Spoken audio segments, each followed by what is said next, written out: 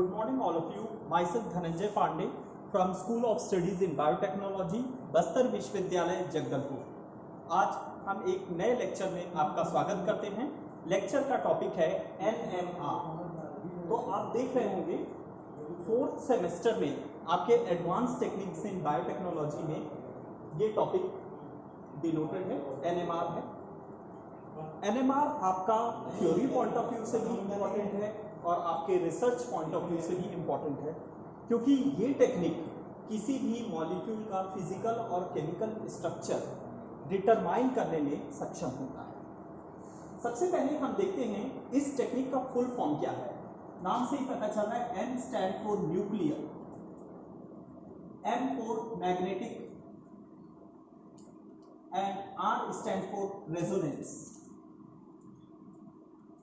Okay, so it is nothing but nuclear magnetic resonance। तो इस spectroscopy को हम बोलते हैं न्यूक्लियर मैग्नेटिक रेजोनेंस स्पेक्ट्रोस्कोपी। इसका आविष्कार सबसे पहले इसिडोर राबी ने 1938 में किया, जिसके लिए इन्हें नोबेल प्राइज मिला फिजिक्स में।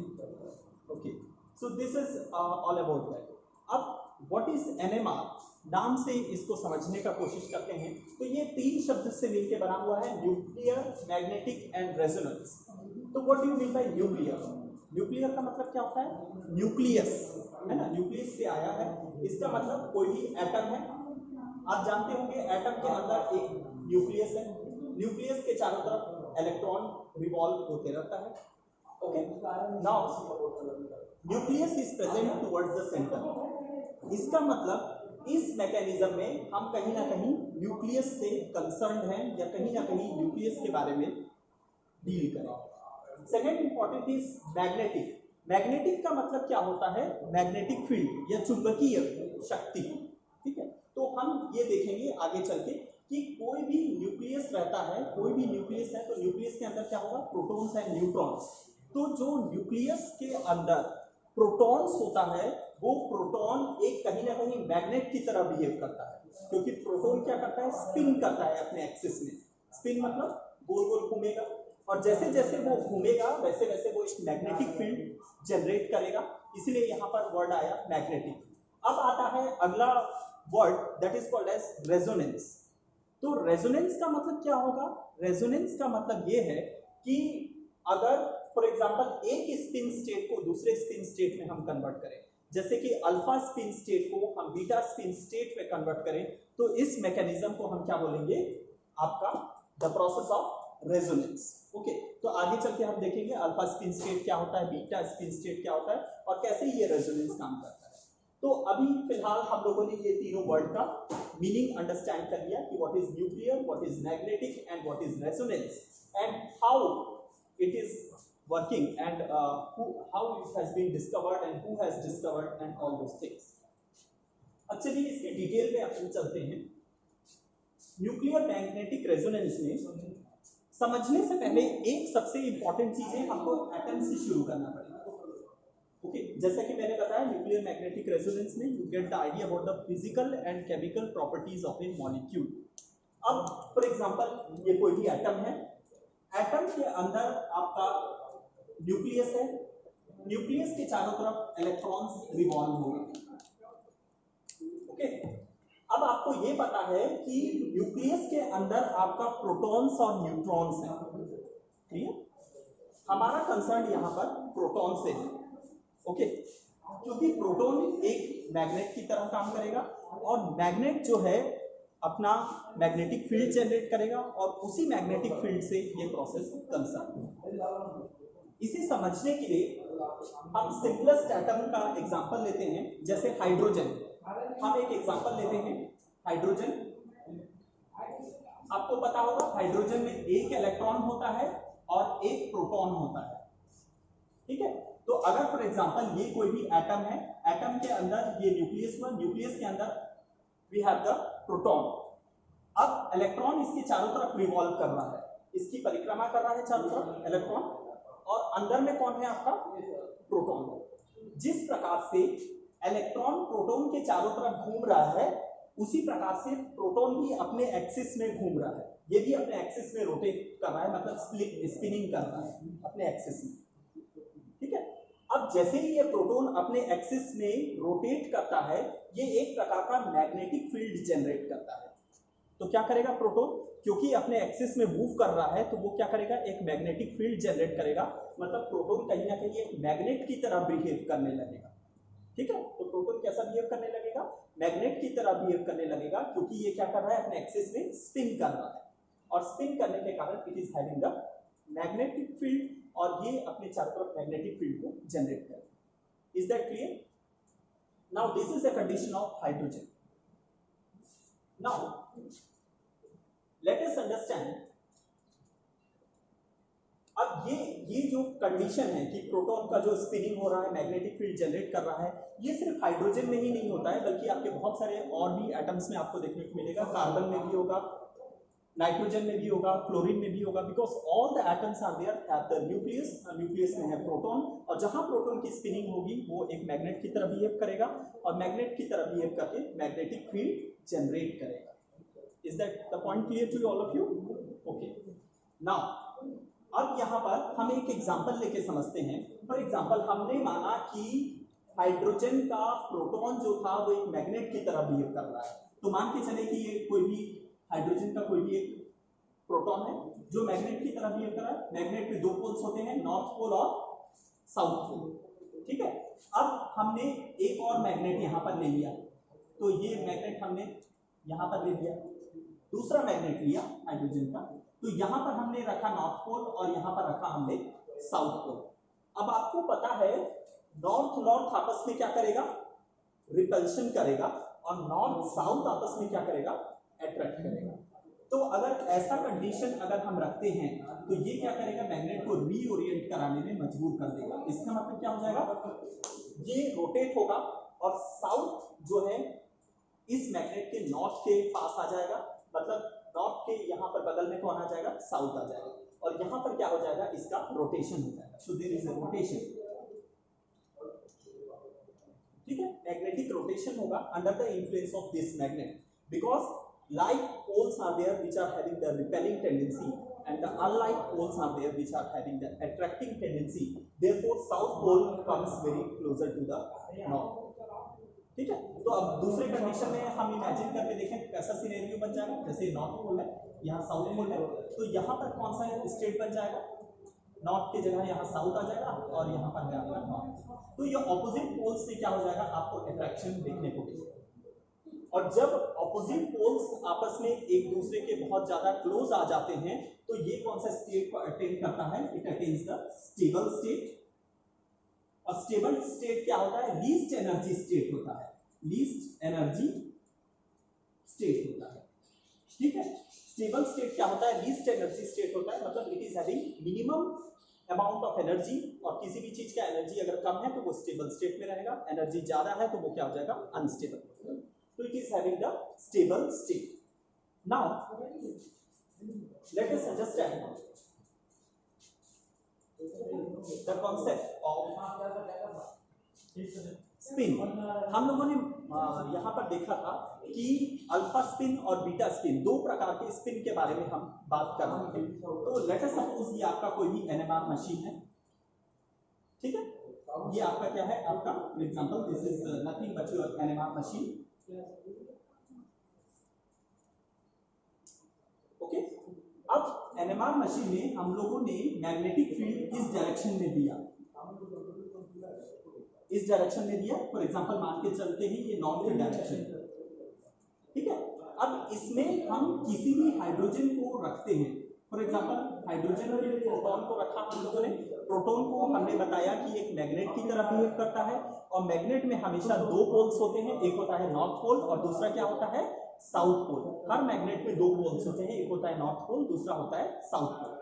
अब ये रैंडमली हम लोगों ने मैग्नेटिक फील्ड में, ये जो मैग्नेटिक फील्ड है, इसका मैग्नेटिक फील्ड है अपना NMR मशीन का मैग्नेटिक फील्ड है।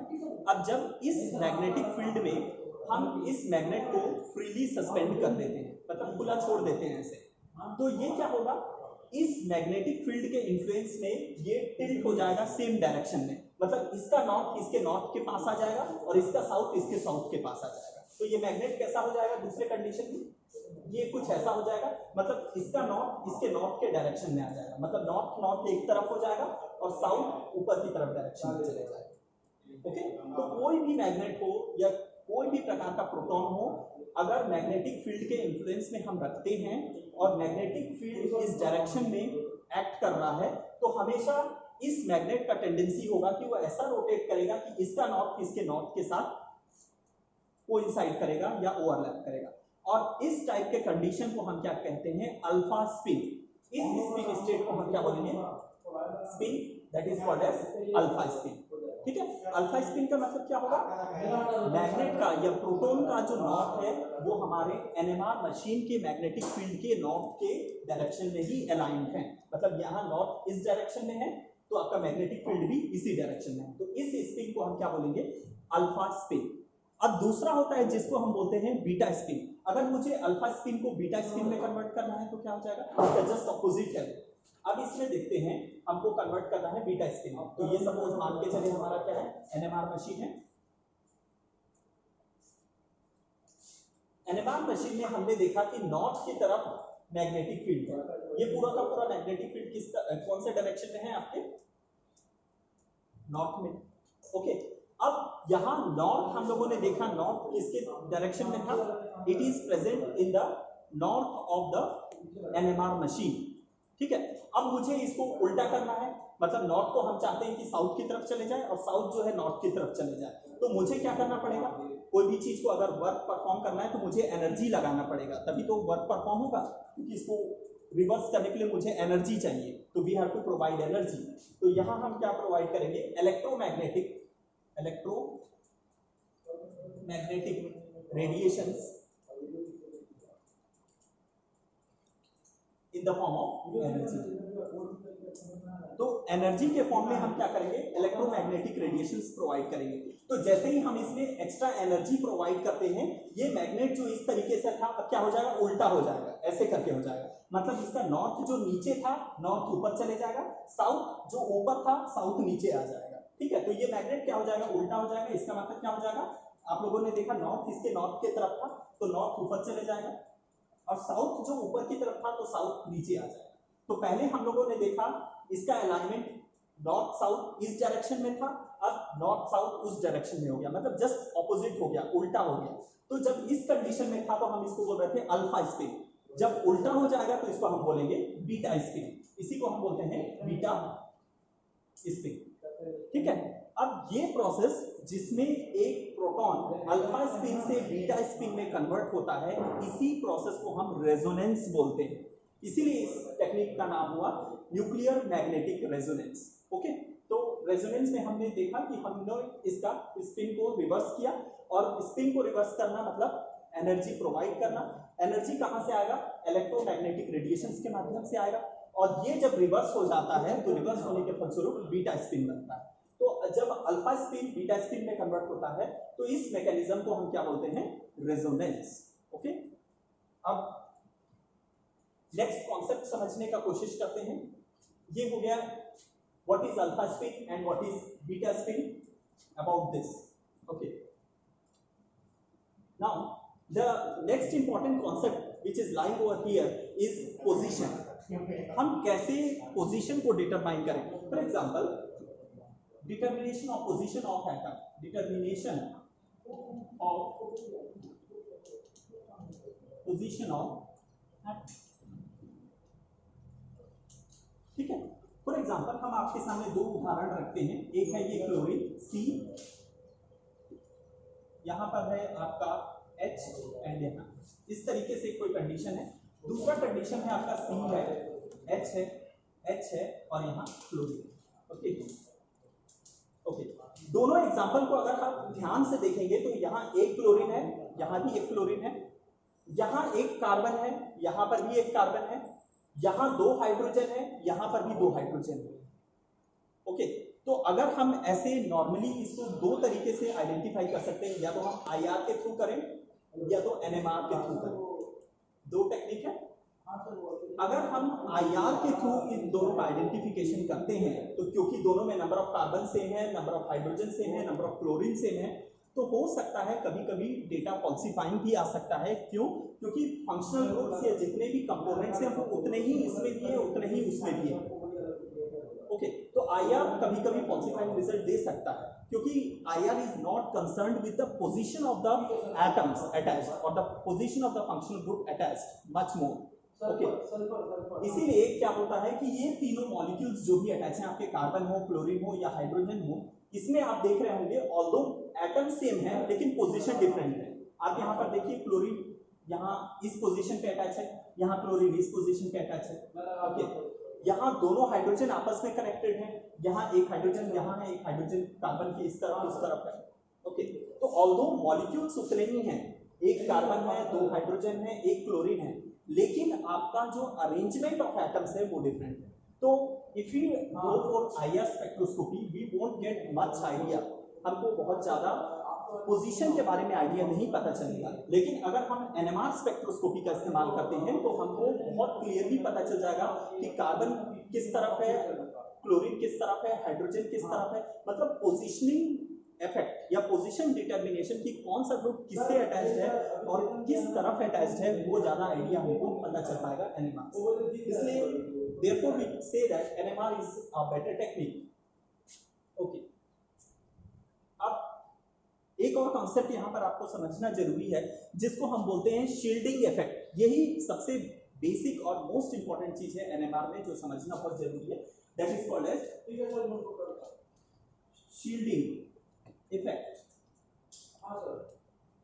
ओके, नाउ शील्डिंग इफेक्ट से हम क्या समझ पाते हैं? शील्डिंग इफेक्ट मतलब जनरल तरीके से अगर हम समझने का कोशिश करें तो शील्डिंग का मतलब क्या होता है? एक प्रकार का शील्ड, ठीक है, एक प्रकार का शील्ड। लेकिन हम एटम के पॉइंट ऑफ व्यू से इसको समझने का कोशिश करेंगे कि ये शील्ड वास्तव में है क्या। ओके, फॉर एग्जांपल एक एग्जांपल लेके हम समझने की कोशिश करते हैं। एक है फॉर एग्जांपल हाइड्रोजन, पहला एग्जांपल। दूसरा आपका कुछ इस टाइप का एग्जांपल है, for example this is the hydrogen, carbon. दो एग्जांपल हम लेके आपको शील्डिंग और डीशील्डिंग के बारे में कॉन्सेप्ट क्लियर करेंगे। ओके, अब यहां पर मान के चलिए आपके पास क्या है? हाइड्रोजन है। हाइड्रोजन है तो हाइड्रोजन क्या है? एक एटम है। एटम में आपका इलेक्ट्रॉन जो है चारों तरफ न्यूक्लियस के रिवॉल्व करेगा। एटम के अंदर न्यूक्लियस है, न्यूक्लियस के अंदर प्रोटॉन है, और मैंने बताया था proton is spinning about its axis so it is also acting as magnet. Proton एक मैग्नेट की तरह काम कर रहा है। तो अगर प्रोटॉन एक मैग्नेट की तरह काम कर रहा है, मतलब आप मान के चलिए यहाँ कोई भी प्रोटॉन है, मैग्नेट की तरह काम कर रहा है, it is generating the magnetic field around itself, है ना। लेकिन इसके चारों तरफ इलेक्ट्रॉन का बहुत ज्यादा शील्ड नहीं है, because hydrogen is one single atom, it is having one electron. एक इलेक्ट्रॉन रहेगा तो यहाँ से स्पिन करेगा तो इधर जाएगा, वहां से स्पिन करेगा तो इधर आएगा, मतलब एक इस इलेक्ट्रॉन होने के कारण बहुत ज्यादा शील्ड यहाँ डेवलप नहीं होगा। ओके, तो यहाँ पर शील्डिंग कंडीशन नहीं है, ठीक है। और शील्डिंग कंडीशन अगर नहीं होगा तो क्या होगा? ये प्रोटॉन बहुत ज्यादा एक्टिवेट हो जाएगा। सपोज ऐसे मान के चलते हैं ये न्यूक्लियस था, न्यूक्लियस के अंदर प्रोटॉन है which is spinning, okay, and spinning it is generating the magnetic field. अब ये प्रोटॉन जब अपने एक्सिस में रोटेट करता है तो ये एक प्रकार का मैग्नेटिक फील्ड को जनरेट करता है, और मैग्नेटिक फील्ड को जब ये जनरेट करेगा और बहुत ज्यादा शील्डिंग नहीं है क्योंकि एक ही इलेक्ट्रॉन है तो कोई शील्ड जैसा स्ट्रक्चर यहाँ डेवलप नहीं होगा। ओके, अब शील्ड जैसा कोई स्ट्रक्चर डेवलप नहीं हुआ तो यहाँ पर क्या हुआ? हमारे पास एक ही प्रोटॉन है, तो प्रोटॉन अगर एक है तो उसका मैग्नेटिक स्ट्रेंथ क्या हो जाएगा? बहुत ज्यादा होगा। ओके, क्योंकि प्रोटॉन है और उसमें कोई शील्डिंग नहीं हो रहा है, और शील्डिंग नहीं हो रहा है मतलब क्या हो रहा है? प्रोटॉन का स्ट्रेंथ क्या है? बहुत ज्यादा है। अब प्रोटॉन का स्ट्रेंथ बहुत ज्यादा है मतलब प्रोटॉन क्या है? बहुत ज्यादा मैग्नेटिक फील्ड प्रोड्यूस कर रहा है। तो अगर बहुत ज्यादा मैग्नेटिक फील्ड प्रोड्यूस कर रहा है तो उसको अगर मुझे फ्लिप करना है, मतलब अल्फा स्टेट से बीटा स्टेट लाना है, तो मुझे बहुत ज्यादा एनर्जी देना पड़ेगा, है ना। बहुत ज्यादा एनर्जी देना पड़ेगा क्योंकि ये बहुत स्ट्रांग है मैग्नेट, है ना। मैग्नेट बहुत स्ट्रांग है, so we have to give more energy, और ज्यादा एनर्जी हम देंगे तभी ये प्रोटॉन क्या करेगा? फ्लिप करेगा। ओके, और फ्लिप करेगा तो वी रिक्वायर मोर एनर्जी। इसका मतलब ये क्या हो रहा है? यहाँ शील्डिंग है क्या? नहीं है, तो we have which condition? It is deshielded condition, ठीक है। क्योंकि इसके चारों तरफ क्या है, अभी शील्डिंग नहीं है। तो ये कौन सा कंडीशन हो गया, डी शील्डेड कंडीशन, मतलब इसके चारों तरफ शील्डिंग नहीं है। अगर डी शील्डेड कंडीशन है तो क्या हो जाएगा, इस मैग्नेट का इफेक्ट बहुत ज्यादा हो जाएगा। So what happen, magnetic field क्या हो जाएगा, बहुत ज्यादा बढ़ जाएगा, इसका मैग्नेटिक इन्फ्लुएंस बहुत ज्यादा बढ़ जाएगा। और मैग्नेटिक इफेक्ट अगर बढ़ गया तो क्या करेंगे हम, मैग्नेटिक इफेक्ट बढ़ गया तो क्या हो जाएगा, ज्यादा एनर्जी हमको देना पड़ेगा फ्लिपिंग के लिए। So what happen, more energy is required, more energy required to change the spin of proton। ठीक है, तो हमको ज्यादा ऊर्जा इसमें देनी पड़ेगी ताकि स्पिन जो प्रोटॉन का है वो चेंज हो सके। क्लियर। जबकि यहाँ पर कंडीशन देखते हैं हम, तो यहाँ फॉर एग्जांपल एक प्रोटॉन है और प्रोटॉन किसके इन्फ्लुएंस में है, इधर कार्बन है, ये हाइड्रोजन का था प्रोटॉन, और यहाँ एक और कार्बन है। ठीक है, अब ये कार्बन, ये जो कार्बन नंबर 1 है, कार्बन नंबर 2 है, फॉर एग्जांपल कार्बन 1 2, तो कार्बन का अपना चारों तरफ इलेक्ट्रॉन होगा, इस कार्बन के चारों तरफ इलेक्ट्रॉन होगा। ओके, अब ये कार्बन का जो इलेक्ट्रॉन है और ये कार्बन का इलेक्ट्रॉन है, ये कहीं ना कहीं इस प्रोटॉन को क्या करेगा, इधर से भी शील्ड प्रोवाइड कर रहा है और इधर से भी शील्ड प्रोवाइड कर रहा है। इसका मतलब ये प्रोटॉन क्या हो गया, शील्डेड हो गया। क्यों शील्डेड हो गया, क्योंकि इसके दोनों तरफ कार्बन है और कार्बन में बहुत सारे इलेक्ट्रॉन्स हैं, और ये इलेक्ट्रॉन्स क्या करेंगे, इस प्रोटॉन को, जो कि हाइड्रोजन का प्रोटॉन है, इसको क्या करेंगे, शील्ड कर देंगे। तो कंडीशन को हम क्या बोलेंगे, shielding of proton, shielding condition. अगर शील्डिंग कंडीशन हो जाता है, ये बहुत ज्यादा शील्डिंग कंडीशन है, शील्डेड फॉर्म में है, तो मैग्नेटिक फील्ड क्या हो जाएगा, कम हो जाएगा। वहां मैग्नेटिक फील्ड ज्यादा था, क्योंकि शील्ड कंडीशन में है, तो मैग्नेट का जो प्रभाव है या उसका जो अट्रैक्शन करने की क्षमता है वो कम हो जाएगी, मतलब मैग्नेटिक फील्ड डिक्रीज हो जाएगा। मैग्नेटिक फील्ड डिक्रीज हो जाएगा। और अगर मैग्नेटिक फील्ड डिक्रीज हो जाएगा, मतलब मैग्नेट क्या हो गया, उसका मैग्नेटिक फील्ड कम हो गया, मतलब थोड़ा सा भी अगर हम एनर्जी अगर उसको दे दें तो फ्लिपिंग हो जाएगा। इसका मतलब less energy is required to cause change in the spin of proton. ठीक है, क्योंकि यहां पर क्या हुआ, कार्बन के इलेक्ट्रॉन ने प्रोटॉन को शील्ड कर दिया। शील्ड करने के कारण क्या हो गया, प्रोटॉन का जो एनर्जी या मैग्नेटिक फील्ड था वो कम हो गया। कम होने के कारण थोड़ा सा भी अगर हम इसको एनर्जी दे देते हैं, कम एनर्जी भी दे देते हैं, तो तुरंत इसका क्या हो जाएगा, फ्लिपिंग हो जाएगा, या अल्फा स्टेट जो है बीटा स्टेट में कन्वर्ट हो जाएगा, और ये पूरा का पूरा प्रोसेस फंक्शनल हो जाएगा। ठीक है, तो दिस इज ऑल अबाउट, ये कॉन्सेप्ट है शील्डिंग या डी शील्डिंग का कॉन्सेप्ट है। डी शील्डिंग और ये शील्डिंग, डी शील्डिंग कब होगा, जब उसके चारों तरफ इलेक्ट्रॉन का बहुत ज्यादा डेंसिटी नहीं है, मतलब कोई शील्ड नहीं है वहां, तो that is D shielding. Shielding मतलब किसी भी प्रोटॉन के तरफ चारों तरफ ज्यादा से ज्यादा इलेक्ट्रॉन है, मतलब इलेक्ट्रॉन ने प्रोटॉन की तरफ एक शील्ड बना दिया, तो उस कंडीशन को हम क्या बोलेंगे, शील्डिंग। ठीक है, अब जब डी शील्डिंग होता है, जब डी शील्डिंग होगा तो क्या होगा, चूंकि यहाँ पर शील्ड नहीं है, शील्ड नहीं होने के कारण क्या हो जाएगा, मैग्नेट का इन्फ्लुएंस बहुत ज्यादा है, मतलब मैग्नेटिक फील्ड बहुत ज्यादा है, मतलब मैग्नेट क्या है, मजबूत है, स्ट्रॉन्ग है। तो अगर मुझे उसके फ्लिप करना है, पलटना है, अल्फा को बीटा में कन्वर्ट करना है, तो मुझे ज्यादा ऊर्जा देनी होगी। ओके, जबकि यहाँ पर क्योंकि ऑलरेडी शील्डेड है, तो मैग्नेट का इफेक्ट क्या हो गया, कम हो गया। कम होने के कारण मैग्नेट उतना ज्यादा इफेक्टिव नहीं है, तो थोड़ा भी अगर मैं एनर्जी देता हूं तो ये क्या हो जाएगा, अल्फा स्टेट बीटा स्टेट में फ्लिप हो जाएगा। And this is what about the concept of shielding and D shielding. अगले ग्राफ के माध्यम से हम इसको समझते हैं कि शील्डिंग और डी शील्डिंग इफेक्ट जो है किसी भी एटम का किस प्रकार से एक्टिवेट होता है या किस प्रकार से काम करता है।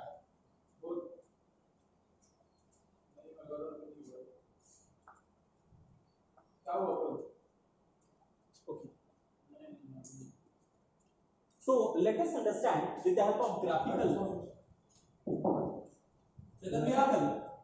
representation.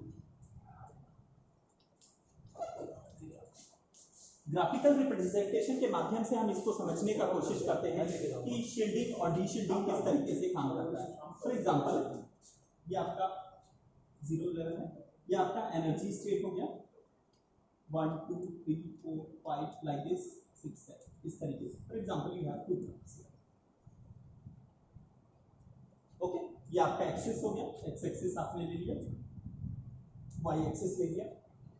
अब शील्डिंग और डीशील्डिंग के कॉन्सेप्ट को समझने के लिए हम एक एग्जांपल लेके एक उदाहरण के माध्यम से आपको समझाने का कोशिश करते हैं। अब फॉर एग्जांपल हमारे पास एक कोई भी एटम है, यू हैव क्लोरीन CH2CH3, ठीक है। अब इस दोनों हाइड्रोजन के बीच में शील्डिंग और डीशील्डिंग का इफेक्ट हमको देखना है। सपोज इसको मान के चलते हैं, ये हो गया हमारा हाइड्रोजन नंबर 1, ये हाइड्रोजन को मान लेते हैं हाइड्रोजन नंबर 2, ठीक है। ये है अपना एक हाइड्रोजन और ये है हमारा दूसरा हाइड्रोजन। इसमें हम शील्डिंग या डीशील्डिंग का इफेक्ट को एनालाइज करने का कोशिश करेंगे। आपका कॉन्सेप्ट ज्यादा क्लियर होगा इसके माध्यम से अगर आप समझेंगे तो। पहले मैंने जो बताया शील्डिंग और डीशील्डिंग का कॉन्सेप्ट, उसको अपने जहन में रखते हुए आप इसको एनालाइज करिए। सबसे पहले एक एक करके यहां पर देखते हैं। पहले हाइड्रोजन 1, ये हमारा हाइड्रोजन 1 है, ये हमारा हाइड्रोजन 2 है, दोनों को एक एक करके समझेंगे। सबसे पहले हाइड्रोजन 1 को लेते हैं। अगर हम इसकी बात करें तो ये हाइड्रोजन है, हाइड्रोजन के अंदर क्या होगा, प्रोटॉन होगा। प्रोटॉन अपने एक्सिस में स्पिन करेगा, एक मैग्नेटिक फील्ड जनरेट करेगा और जनरेट करने के बाद वो एक मैग्नेट की तरह बिहेव करेगा। ये एक जनरल कॉन्सेप्ट है जो मैंने आपको बताया। अब इसमें शील्डिंग होगा कि नहीं होगा? शील्डिंग होगा। क्यों होगा? क्योंकि इसके बगल में कौन बैठा हुआ है, कार्बन बैठा हुआ है, ठीक है। अब कार्बन चूंकि यहां पर बैठा हुआ है तो कार्बन क्या करेगा, कार्बन में बहुत सारे इलेक्ट्रॉन्स हैं और वो इलेक्ट्रॉन क्या करेंगे, इस हाइड्रोजन के जो प्रोटॉन है उसको शील्ड कर देंगे चारों तरफ से, क्योंकि कार्बन में बहुत सारे इलेक्ट्रॉन्स हैं आखिरी शेल में और वो इलेक्ट्रॉन्स इस हाइड्रोजन को चारों तरफ से शील्ड कर देंगे। तो कायदे से इस हाइड्रोजन में कौन सा कंडीशन होना चाहिए, शील्डिंग वाला कंडीशन होना चाहिए। लेकिन अब एक कंडीशन आप ये भी सोचिए कि बगल में कौन बैठा हुआ है, क्लोरीन, और आपको ये बात पता है क्लोरीन क्या होता है, बहुत ज्यादा इलेक्ट्रोनेगेटिव होता है। इलेक्ट्रोनेगेटिव का मतलब क्या होता है, it is the tendency of an atom in a molecule to attract the shared pair of electrons towards itself, ठीक है। तो इसका मतलब क्या हुआ कि किसी भी मॉलिक्यूल में एक एटम की ये क्षमता कि वो कोई भी इलेक्ट्रॉन को अपनी तरफ आकर्षित करे, उसको हम बोलते हैं इलेक्ट्रोनेगेटिविटी। और जैसा कि आप लोगों ने पढ़ा होगा केमिस्ट्री में कि क्लोरीन में इलेक्ट्रोनेगेटिविटी बहुत ज्यादा होती है, ओके। तो क्लोरीन क्या करेगा, जो कार्बन के जितने भी इलेक्ट्रॉन्स थे उसको अपने तरफ आकर्षित करेगा। मतलब यहाँ का जो भी इलेक्ट्रॉन है वो किसकी तरफ आकर्षित हो गया, क्लोरीन की तरफ आकर्षित हो गया। और सारे इलेक्ट्रॉन्स जब क्लोरीन की तरफ डीलोकलाइज हो जाएंगे या क्लोरीन की तरफ अट्रैक्ट हो जाएंगे तो यहाँ जो हाइड्रोजन के ऊपर जो शील्ड था वो कैसा हो जाएगा, डी शील्ड हो जाएगा, ठीक है ना। इसके ऊपर का जो शील्ड था वो क्या हो गया, शील्ड हट गया। तो शील्ड हटने के कारण ये क्या हो गया, डी शील्डेड हो गया। और डी शील्डेड होने के कारण क्या हो जाएगा, डी शील्डेड होने के कारण क्या हो गया, आपका शील्ड हट गया और शील्ड हटने के कारण कंडीशन कैसा हो गया, डी शील्डेड हो गया। अब जैसे ही वो डी शील्डेड कंडीशन हो जाएगा मतलब क्या हो गया कि आपका जो भी मैग्नेट था उसका मैग्नेटिक फील्ड बहुत ज्यादा बढ़ गया, है ना, मैग्नेटिक फील्ड बहुत बढ़ गया। और मैग्नेटिक फील्ड मैंने जैसे आपको अभी बताया था, मैग्नेटिक फील्ड अगर बढ़ जाएगा तो ज्यादा ऊर्जा लगाना पड़ेगा उसको फ्लिप करने के लिए, है ना। अल्फा स्टेट को बीटा स्टेट में लाने के लिए बहुत ज्यादा ऊर्जा हमको लगाना पड़ेगा और बहुत ज्यादा ऊर्जा लगाना पड़ेगा डी शील्डेड कंडीशन में, बहुत ज्यादा ऊर्जा लगाना पड़ेगा। तो क्या होगा कि हमारा ज्यादा एनर्जी लगेगा। एनर्जी किस फॉर्म में लगेगा, इलेक्ट्रोमैग्नेटिक रेडिएशन के फॉर्म में लगेगा। और ये इलेक्ट्रोमैग्नेटिक रेडिएशन आपका क्या करेगा, उसको अल्फा स्टेट को बीटा स्पिन स्टेट में कन्वर्ट करने का कोशिश करेगा। तो हम ये देखेंगे कि हमारा ये हो जाएगा डी शील्डेड कंडीशन, ठीक है। तो डी शील्डेड कंडीशन में हमने क्या बोला, क्योंकि मैग्नेट का इन्फ्लुएंस बहुत ज्यादा था तो ज्यादा ऊर्जा की आवश्यकता हुई अल्फा को बीटा में कन्वर्ट करने के लिए। इसलिए आप देख रहे हैं कि इसमें ज्यादा एनर्जी लगेगा। आप देख रहे हैं यहां तक का एनर्जी लग रहा है, ठीक है। अब दूसरा कंडीशन हम इमेजिन करते हैं, ये कंडीशन हो गया आपका हाइड्रोजन नंबर 1 के लिए।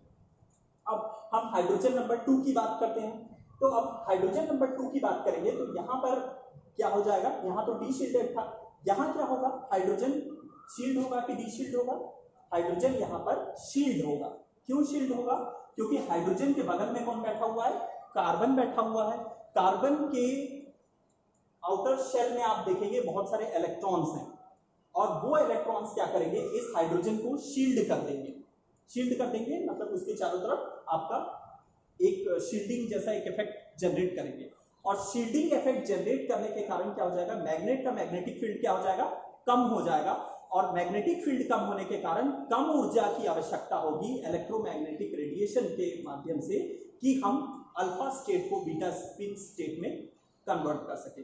मतलब अल्फा को बीटा में कन्वर्ट करने के लिए कम ऊर्जा की आवश्यकता होगी, और कम ऊर्जा की आवश्यकता होने के कारण हमारा ये कंडीशन कौन सा है, शील्डिंग कंडीशन है। और देखिए इसमें कम ऊर्जा की आवश्यकता पड़ रही है, ये आपका एनर्जी है, इसमें देखिए सिर्फ इतना ही एनर्जी का जरूरत पड़ रहा है, इसमें इतना एनर्जी का जरूरत पड़ रहा है। मतलब जब डी शील्डिंग रहेगा तो we require more energy to flip the proton from alpha state to beta state, whereas in the shielding condition we require less amount of energy for flipping of proton from alpha state to the beta state.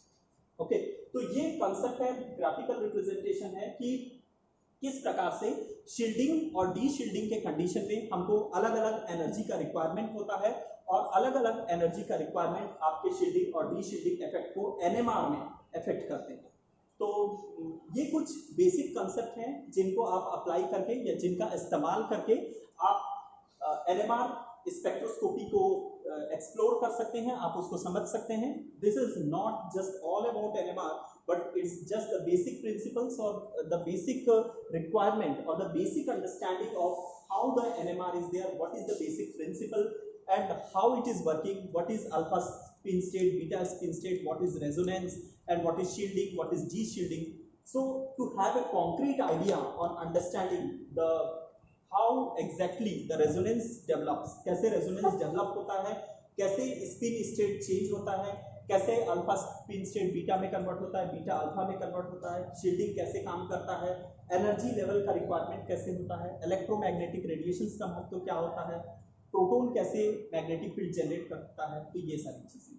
तो ये था आपका NMR spectroscopy का basic principles and what is the basic concept lying behind the working of NMR spectroscopy.